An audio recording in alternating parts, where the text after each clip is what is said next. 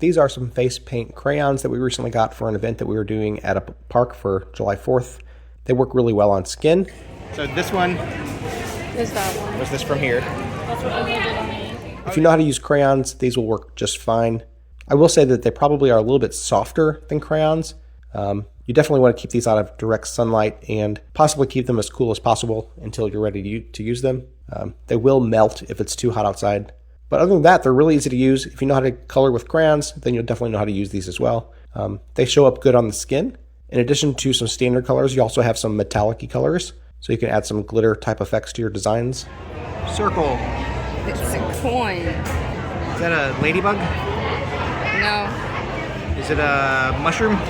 Yeah. And yeah, we just had a lot of fun using these and doing some face and skin painting, and they work good. I like them. If you'd like to purchase it, there's a link in the description. We get a small commission and it would really help us out. Hey, my name's Chris, and with my wife Abby's help, we're on a quest to review literally everything. They tell me that I'm never gonna make it. They want